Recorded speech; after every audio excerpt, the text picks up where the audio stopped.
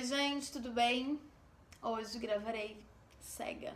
Não tô nem me vendo nesse vídeo. As primeiras manifestações escritas em língua portuguesa datam o século XII e a gente vai chamar esse primeiro período da literatura de trovadorismo. Esse vídeo vai ser dividido em duas partes. A gente vai falar um pouquinho do contexto histórico do trovadorismo para depois entrar nas características literárias do trovadorismo para não ficar um vídeo muito grande e muito cansativo.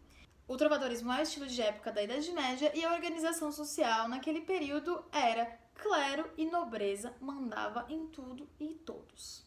O sistema político, social e econômico dessa época, tudo isso, todo esse sistema, ele se resumia em uma única coisa, que é o feudalismo, e eu vou explicar para vocês o que é o feudalismo agora. Bom, o senhor feudal vivia aqui na sua aldeiazinha e em volta dessa sua aldeia existiam várias terras aráveis. O que significa uma terra arável? É uma terra onde é possível trabalhar, certo? Uma terra onde é possível plantar, enfim. Essas terras, várias terras que eram de posse do senhor feudal, eram chamadas de feudos, certo? Só que o senhor feudal, vou fazer uma coroazinha aqui no senhor feudal só pra gente saber que ele manda, tá? Nessas terras. O senhor feudal, ele não tinha condições, certo, de cuidar de todas essas terras. E ele também não trabalhava nessas terras. Quem trabalhava nessas terras? O povo, certo?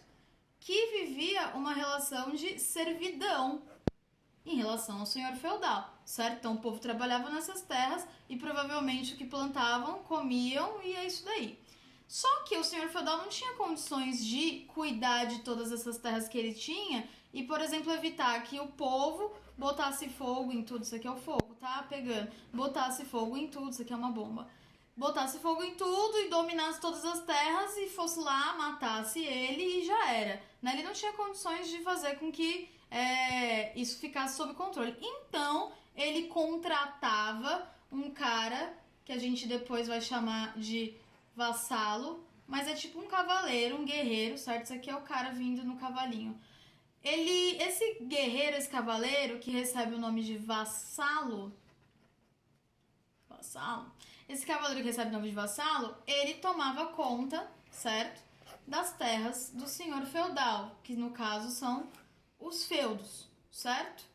E aí, devido ao fato dele tomar conta dessas terras, ele prestava um serviço para o senhor feudal. Logo, o senhor feudal, ele não fazia isso de graça, certo? Ninguém faz nada de graça.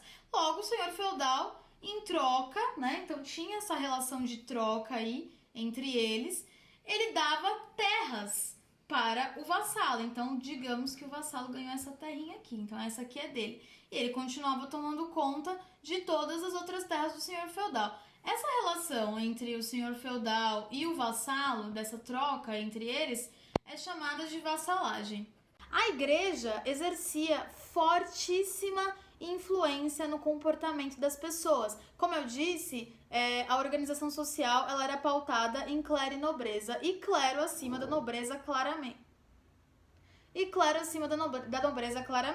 Então isso quer dizer que o que a igreja pregava às pessoas? Que a terra era uma preparação para a vida eterna. E a pessoa aqui na terra, ela tinha que abdicar, renunciar a todos os prazeres mundanos, carnais e desapegar de todos os bens materiais. Aí sim ela teria, né, essa suposta salvação eterna, iria para o céu, amém. Por conta disso, as pessoas viviam em função da morte. Tudo que elas faziam nesse período, teoricamente, era pensando no que ia acontecer com a alma delas quando elas morressem, se elas iam de fato ser salvas e se elas iam para esse céu, para essa vida eterna, que era a ideia vendida pela Igreja Católica. Essa concepção de mundo onde Deus domina todas as coisas e tudo é pautado em Deus e na fé cristã, tem um nome. O nome dessa concepção de mundo aí onde Deus manda em tudo, tudo tá com base em Deus, é teocentrismo. Logo, a igreja representa Deus na terra e dessa maneira a igreja domina basicamente o mundo todo e os valores cristãos acabam se impregnando em toda a sociedade, inclusive na literatura, que é o que a gente vai falar futuramente.